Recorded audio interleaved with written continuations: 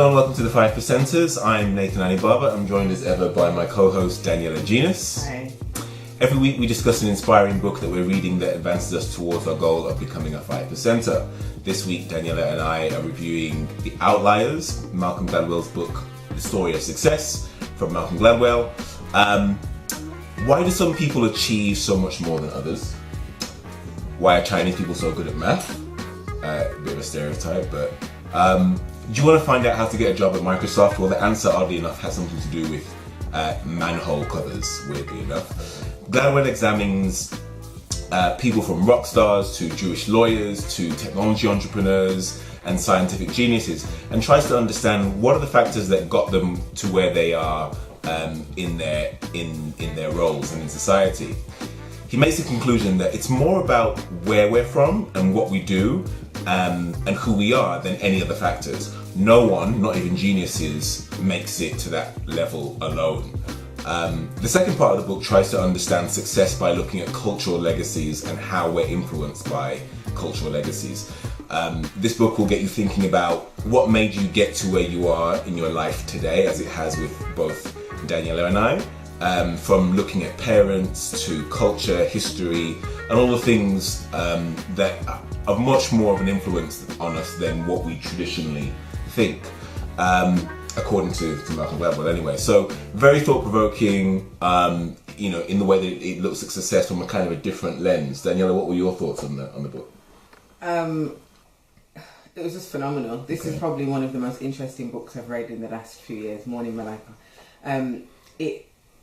It's just completely changed my way of... I say this every week. It changed my way of thinking. I'm sure I sound like a broken record, but it's fascinating. And I've been sharing on our online Facebook group how fascinating the book is. Because it's like one of those page turners. Every page I want to get to the next page to see what new concept he wants to uncover. But there's too much for me to even, in this review, adequately explain how important this book is. There is a lot to talk about. So what, from your perspective, makes it so amazing?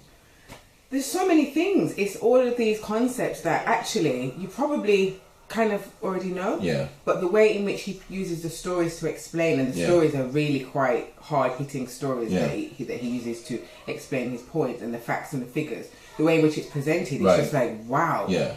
Where you're born, who you're born to, your opportunities or your lack of opportunity, all of those things can have such a detrimental impact on who you become. And it's kind of motivating, like super motivating on one hand, but then super depressing on the other hand. Oh my God. Yeah, and that's one of my criticisms of the book that we'll get to a little bit later. What can we actually do about a lot of this stuff? Because even though the information is really useful, I struggle to actually understand how applicable it can be to our daily lives, but we'll get to that in a moment.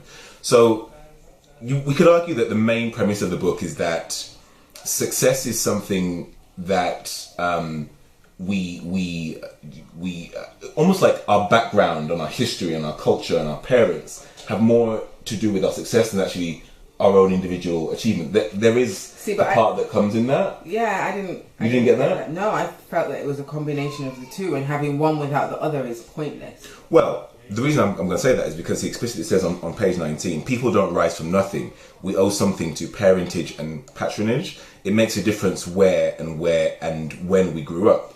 And I was going to read this quote on page 19 that says, the people who stand before kings may look like they did it by themselves, but in fact they were invariably the beneficiaries of hidden advantages and extraordinary opportunities and cultural legacies that allow them to learn and work hard and make sense of the world in ways that others can't.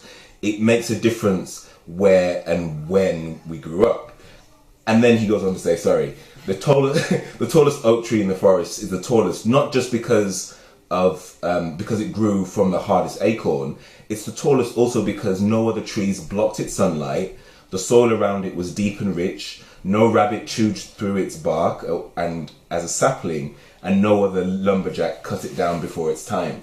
So it just goes to show that it's about your environment. It is, but if you're in that environment and you're not able, you're still not going to become a success. And I think that's what I also got from it. Like, it's a combination of everything. It's a combination of all things. Yeah. But don't you think he's saying that success plays more of a role because of where you come from and your cultural legacies and your history and your background than anything individually that you. Oh yes, definitely. by But yourself. I don't think that you can say, like, I think the way you're explaining it for somebody that hasn't read the book, it could sound as though, well, if I wasn't born into opportunity, I can't make it. Whereas I don't think he's saying. Oh, you don't think he's saying that? No, he uses the example of the Jewish immigrants that were dirt poor when they moved to America, but because of the fact that they were poor and they had to hustle, that put them in a different different space to maybe some more privileged and affluent people. And then in the end, they had to the lawyers. They couldn't, because of discrimination, they couldn't practice in the top law firm, so they had to start their own law firm. And in doing that, they had to do the work that the top law firms weren't doing. Which then turned into like the massive moneymaker within the law firm, and then they became success. So if we're gonna, the way you're explaining it will sound as though if you haven't got great opportunity, then you can't be success. Whereas actually, I think what he's saying is sometimes the lack of opportunity creates an opportunity. True, which is what we're going to talk about next week in The Obstacle Is the Way. Anyway, there's a little premise to that. So okay, and that feeds into his 10,000 hour rule, right? Because he's the one that popularized this whole 10,000 hour rule. You know, the more effort that you put in, the more time that you spend on something means that you'll be better at it and almost get to an expert level, right? So tell me what you think about the whole 10,000 hour rule. You mentioned that it applies to you in some way, shape or form. How does it apply to you? Have you put 10,000 hours in any kind of projects or skill? But I would hope to say in entrepreneurship. But 10,000 hours is a long time. I know, I don't know how to quantify it, but he it's said 10, like it's 1,000. 10 years. Yeah, but when did I start my business? I started my business at the back November 2006. Okay, break it down. We're in now. It's exactly 10 years now. 10 years, but it's 10 years of 6 to 8 hours a day of dedicated, thoughtful work towards that. Now, have you put in that? I think if we're gonna, now I've worked out that it is exactly 10 years. I'd say maybe I've done about 8,000. Okay. Because there was many years where I was doing more than 8 hours a day. I was waking up at 7 and starting and not finishing until 1 o'clock in the morning every single day. So this 10,000 rule thing really resonated with me, and particularly with this kind of idea of reading. There's many people that say, oh, how do you read a book in a week? And I don't have enough time because I'm working on my business or because I'm studying or whatever. And actually, if you want to be a success and you're not committing time to reading, and not necessarily 10,000, but that reading will be part of that 10,000. You're not going to be a success because you it's that thing about you being a busy fool. So you're working on the business or in your business, but you're not being strategic. And actually, reading these books will open your mind to all the different strategies and different tools that's going to increase your chances of success. So I definitely think this 10,000 rule thing is really important. And that the great example he used was this idea of Bill Gates, and Bill Gates creeping out in the middle of the night to go up to, I think it was Washington University, to do coding in the middle of the night, like from 1 o'clock in the morning to 6 o'clock in the morning. And excuse me. And whilst we often think that Bill Gates is just a genius and he's fantastic, actually it's because he put in hard work for many years practicing. And the question is, if you're trying to be a success, how much work are you putting in? And not just work, strategic work. How much books are you reading around your field and around entrepreneurship and business? If you're trying to advance yourself in your career, how much time outside of the working day are you putting into learning, to educating yourself? So I think it's really, you hear stories like, and he doesn't use the example, but the Williams sisters. They didn't become, and that's a perfect example of lack of opportunity. They weren't sent to private schools where they had tennis courts. The dad went out with them in the middle of wherever it was and practiced for hours and hours every single day. Every day. Gunshots raining in the background, you know, and very difficult environment. That's how they became a success. So one of the major things that this book has, I guess, said to me is, are you doing your 10,000 hours? And actually I think that I probably am. Well, no. You're not. You are. Well, I wasn't. It's a lot. From reading this book, I'm like, I am. Like, am I waking? Am I living, breathing this? But the problem with that is, then I can't sleep. So I came to that conclusion on Friday. Sleep Friday, is important. I couldn't sleep. Okay. I was not Friday, Thursday night. To going into yesterday. Okay. Because I'm like, I need to be doing more. I need to be doing more. I need to do this, and I can't stop. So the book has had a profound impact on me. It's an interesting point that you make about Bill Gates, because even though he did put in these 10,000 hours and he did work, he was fortunate to have the opportunity to do that. Because at the time that he was, that's the thing. And that's what made at the time that you were born, right? Computers were just coming out. He was only one of the people in the country that had access in the whole country, America. Right? That had access to a computer at that time when he could dedicate 8 to 10 hours a day on his craft, on coding, right? So yes, while you can work very hard, you also need to have the right opportunities around you. You have to have the right parents who say, one of the examples that he gives in the book is the fact that kids at school at kind of nursery age, they perform well at a certain age, grade 1, grade 2, grade 3, grade 4. But it's only when over the summer do the biggest gaps between the rich and the poor become self-evident. And it's because of the fact that the rich parents take active roles in their kids' lives. They take them on trips, their books around the house, they spend the time, whereas poor parents can't afford to do that because they're working, the TV is their parent a lot of the time, so the biggest gaps come in that summer holiday, when you don't have the time to kind of, educate your child. So environmental factors play a huge, have a huge role. And I guess that was what was kind of depressing for me. I feel like every parent should read this book. Yeah. Every person should read it, but every parent in particular, because there's so many things that, as you said, parents. So they, in the beginning of the book, he gives this example of, as you said, poor parents versus rich parents, and one of the most striking examples of his kind of outliers concept is a young guy called Langdon, and this shook me up for a couple of days actually. Langdon had he'd say probably the highest IQ in the whole world. Right. Yet he's currently living in relative obscurity. Yeah. And it's simply because of parenting style. Yeah. Langdon grew up with his mother. His father left him when he was young. His mum had like 4 kids with different dads. The last dad of the child, stepdad, very aggressive, very abusive. One day just got up and left. They were dirt poor. He went to university on a scholarship because he was such a bright student, but his mum forgot to fill out a scholarship form, so he got kicked out. Yeah. Then he went to another university. His car broke down.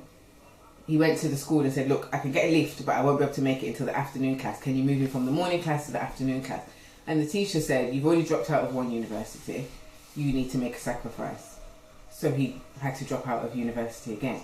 Now, what Gladwell is saying is, those sequence of events are kind of all attributed to the way in which he was raised. Right. Because he was raised to be scared of authority, to not speak up, to not keep pushing, to not be entitled. In stark contrast, there's another guy, I've forgotten his name, also very bright, not as bright as Langdon, very privileged, grew up to feel entitled. He tried to poison his lecturer at university. But not entitled in the wrong way though. Entitled, entitled, not entitled like I should have everything, but entitled as though like... Speak up. Yeah, like my opinion is... Yeah, it matters. And what I want is important. Right. He tried to poison his lecturer for whatever reason. Clearly had mental health issues, but because he was privileged, his parents were managed to negotiate that he could just go to counselling, so he didn't get kicked out of school. Didn't go to prison. Didn't really no negative consequences. Right. Then was able to talk his way into an amazing job and became a very successful person. Yeah. And that's all because he was taught to speak up. Yeah. And that his opinion mattered and the other guy wasn't. And there was an example of that where they went to a doctor's. Yes. And the child was there with his mum, and then he was complaining about some kind of ailment to do, with the doctor. And then instead of the mom explaining on the child's behalf, the mom told his child, "Listen, speak up, tell the doctor what it is." And the doctor said, "Oh, maybe it's this. And the child was like, "No, I think it's this." And the child was like 8 years old or something like that. And it's, for someone in authority and for someone who is, very well educated and a doctor, you wouldn't expect a child of that age to kind of actually say, "No, doctor, this is what it is. It's not that." Whereas Langdon, on the other hand, wasn't raised to kind of confront authority. Yeah. And again, that goes back to another story that he talks about with airplane crashes. Oh, right? I think we should pause that to the next. Towards the end. Okay. But I want to say, in terms of this way that parents parent, I grew up in a very poor. I was poor. We were poor, for want of a better way of saying it. But one amazing thing that my mum did is she taught me and my brothers that your opinion counts, and actually, whatever it is that you choose that you want to do, you make that happen. And in reading this book, I thought, wow, my mum really did gift me with something that I probably never even considered before. Yeah. And it's true. If I've been doing something, the concept of someone telling me no doesn't really, okay, you said no, but why? And actually, you need to explain why. And I'm not going to accept that. And that's something that my mum instilled in all of us that I think is potentially really, and particularly after reading this book, served us in good stead. Definitely.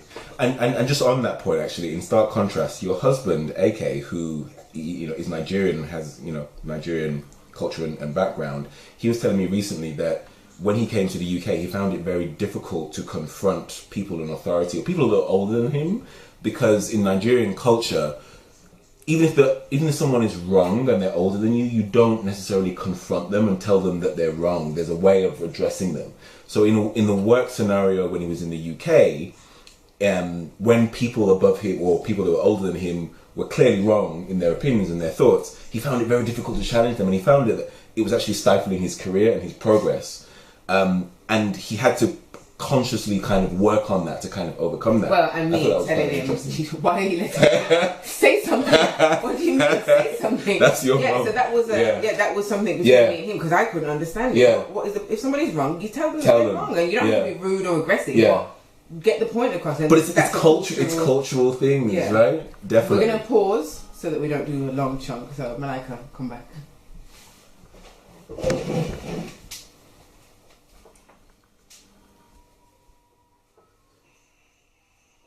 Is it still recording? Yeah, it's still recording. Oh, we've worked it out. Yeah. Oh, you've worked it out. Wow, yeah.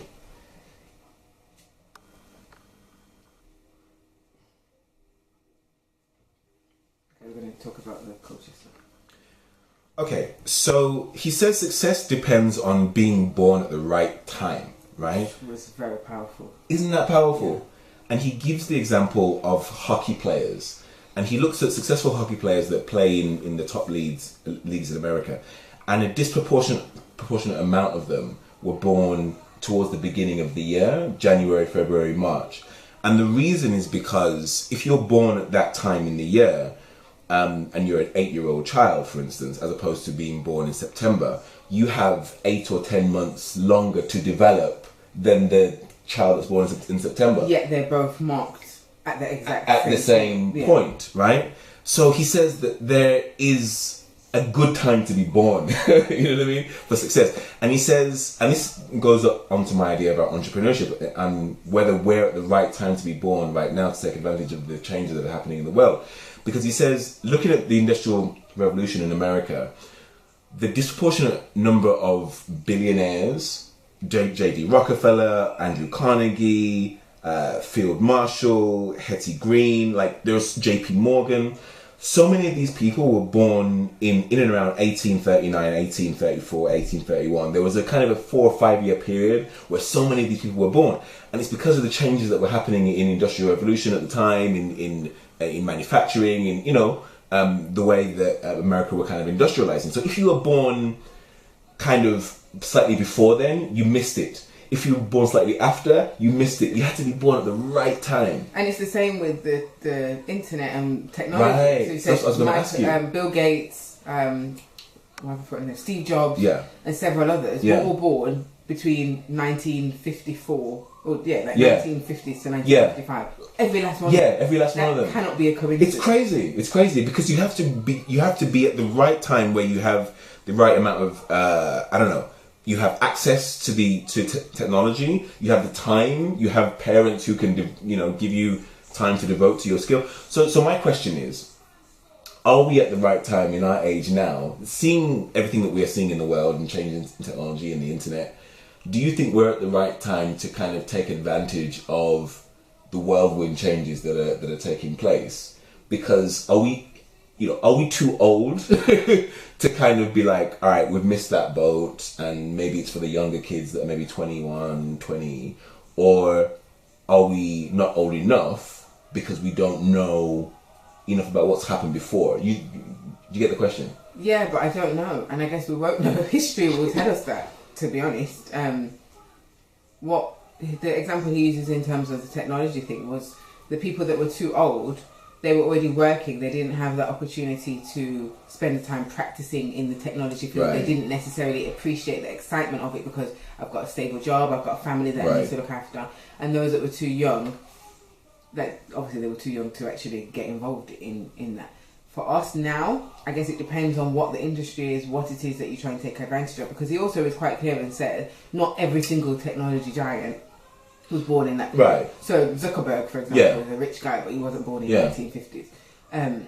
So I still think there's opportunities, but I guess history will tell us. History will tell us. I think personally, and the strategy in life that I'm trying to take with my business and the way that I guess I'm going to advocate for certain things is, given the turmoil that the world is in, I think now is ripe for social entrepreneurship.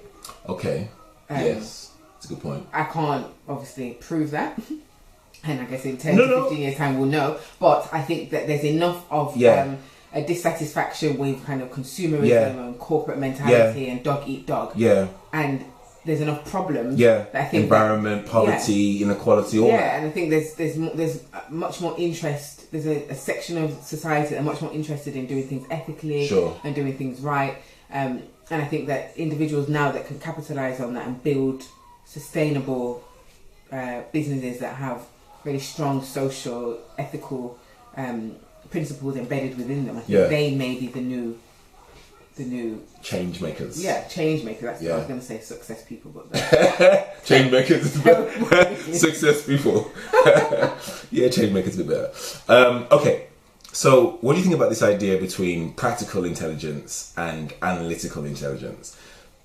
Do you remember it? Yeah. No, I was going to say. Should we describe it? Or? Yeah, go on. Yeah. So practical intelligence includes things like knowing what to say to whom, knowing when to say it, and knowing how to say it for maximum effect. Whereas analytical intelligence is IQ, basically. Mm-hmm. And what he's arguing is that kind of analytical intelligence, well, having a combination of the two is obviously the best, right? But practical intelligence is slightly better than IQ alone, because you know how to navigate yourself in the world and negotiate and, sell and convince people of your ideas and that kind of thing. What are your thoughts on that? Well, it just goes back to this Chris Langan example. So he was a genius, yet he didn't have this practical intelligence. He didn't know how to speak up for himself and to convey his ideas. Had he been able to do that, he may have been in a very different situation. Whereas the other guy, in contrast, I keep forgetting his name, who was not even as intelligent or as close to a genius, but he had this practical intelligence. He was able to convince people to his way of thinking, which then enabled him to take advantage of opportunities that Chris Langdon never was able to. So it's also kind of like this idea of emotional intelligence. Although I feel like in the tech industry, having a lack of emotional intelligence can work for people. I don't think Steve Jobs was the most emotionally intelligent person, but I think in different areas, having emotional intelligence, being able to read people and understand people, is quite similar to this idea of practical intelligence. Practical intelligence, Hi, if you're just joining us, we're talking about the book The Outliers, and we're having a discussion about how much race and cultural trauma, cultural legacy can impact your chances of success. So I was explaining that, my brother, all his life was told, you're dark but you're good looking. Now, what would have happened if he wasn't good looking? And my other brother, he's light skinned, but because he placed so much value in the fact that he was light, once he got older and started to get darker, which I don't really know why that happened, I think he struggled with that. Like, why am I so dark now? Because that was his kind of badge of honour. Really? Yeah. Because he was told that from birth. Yeah. Whereas in reverse, my other brother, you're dark but you're good looking, I think that in the end actually had a positive effect on him, in the sense that he felt that actually, but I am not that I am the best of the dark skin, but I'm so good looking that I've defied this issue that dark skinned people are not good, because I'm that good looking. So I think it's had both positive and negative effects on both of them. And in terms of success, obviously, that's a confidence thing. If you are raised to think that you're at a disadvantage because you're dark skin, or you're at an advantage because you're light skin, how does that work when you are trying to operate in the world? Because, oh gosh, I'm too dark. Yeah. Oh, I'm light skinned and I look good. Yeah. So I in the Jamaican context, bleaching is a big deal. Yeah. When you go to Jamaica, which I do fairly frequently, lighter skinned people tend to stay with lighter skinned people because they want to have lighter skinned children. And you can also see how that translates to class, because the richer people are the light skinned ones and the poor people are the dark ones. How that wasn't by chance. That's been engineered that way. So I think that it's too deep to unpick in this situation or this scenario. But on so many levels. Yeah. And for me, that's one of the reasons that I'm so passionate about trying to open people's minds to not to step away from this idea that slavery is in the past, we need to get over it.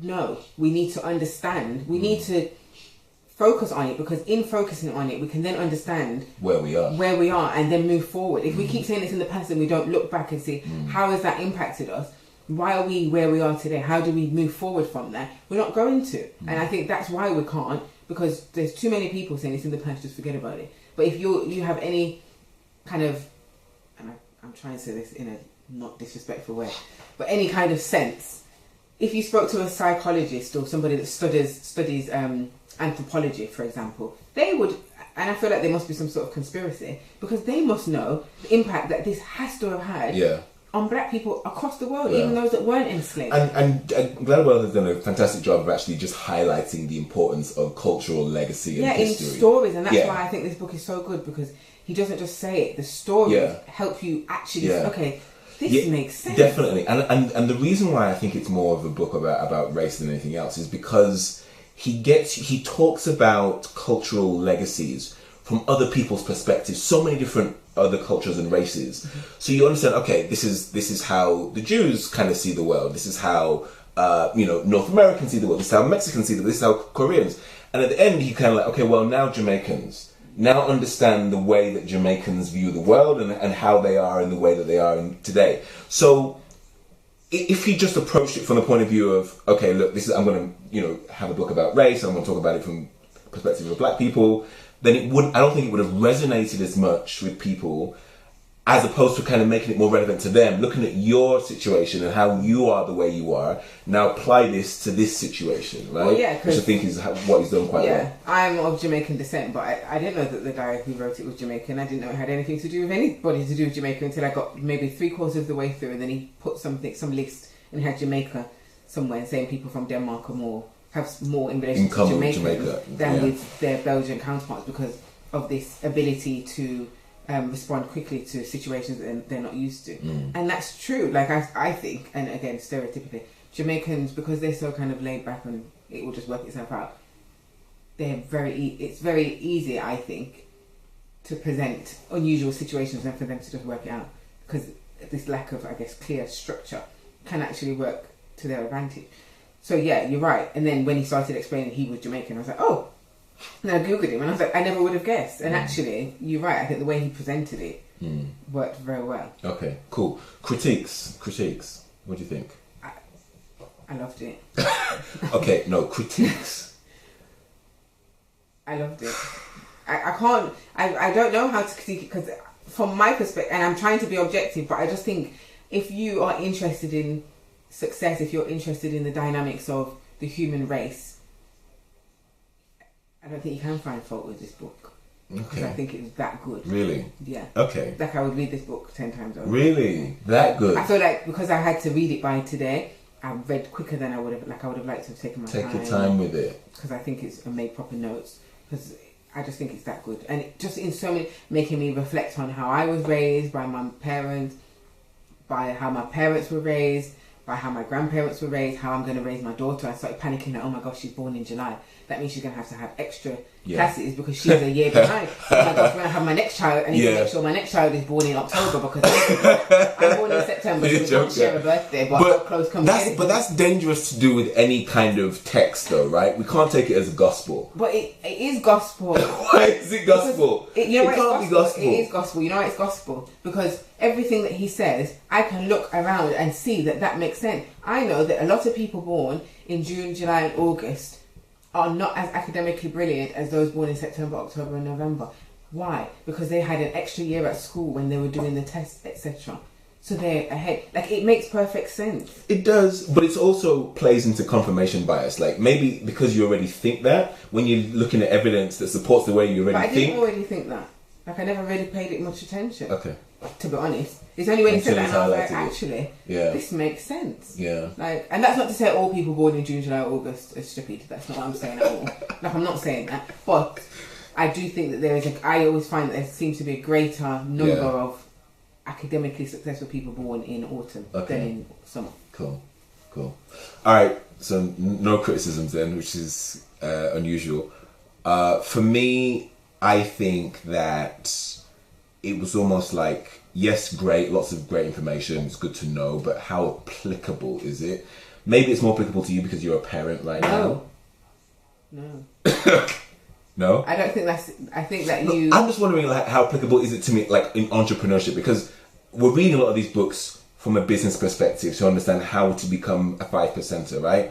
So my thing is, what can I do with this information and apply it directly into what I'm doing and thinking now that actually helps me? And me knowing about my cultural background and historical context, while that's important to know, it's like, how does it help me? Well, I think that just...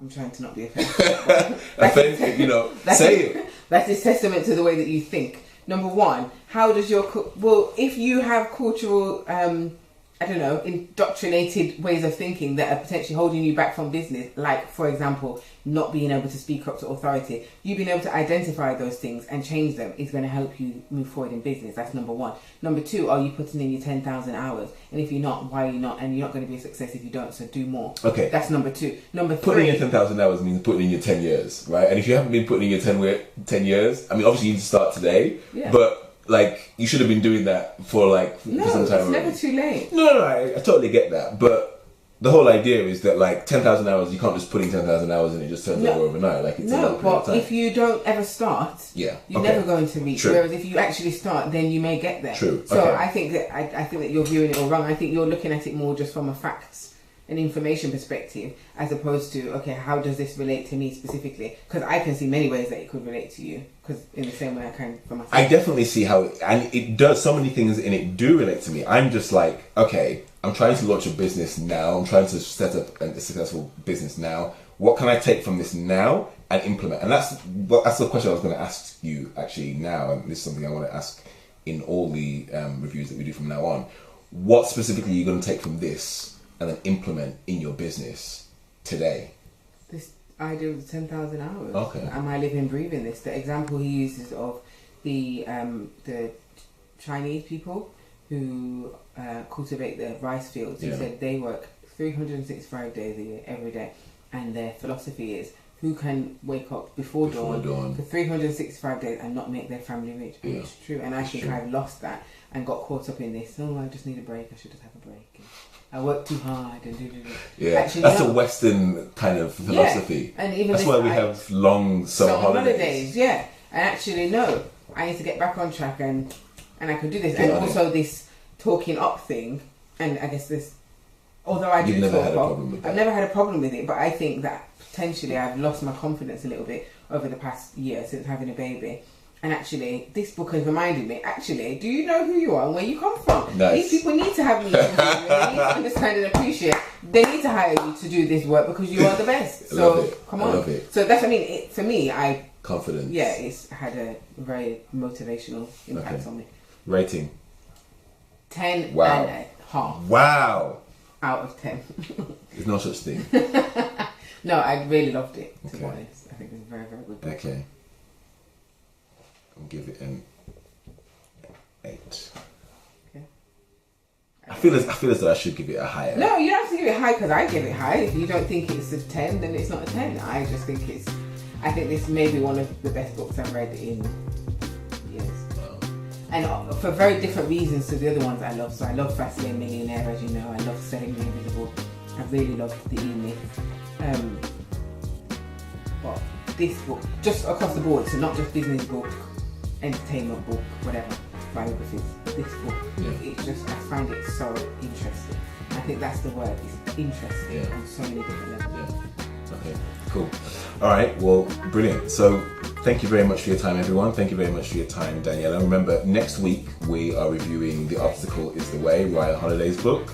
Fantastic book, so really looking forward to reading that, so everyone can see it. Please subscribe. We're trying to get to 50 subscribers by the end of December, so please subscribe. Share with anyone else that you know that will get value from this video.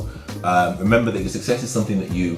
Sorry, you want to say something? Yeah, I was going to say, if you want to join us on this journey of trying to read 52 books in a year, if you are committed to making a difference in the life of business or your own self-development, join us on our Facebook page, which is the 5%ers. Yes. And if you want hints and tips on how to read, etc., and you want to, I guess, work in a group format, join the Facebook group, which is Elevate Reading Group. Great stuff. Brilliant. And remember that your success is something that you create through the person that you become. So become the best possible version of yourself. Thank you. Bye.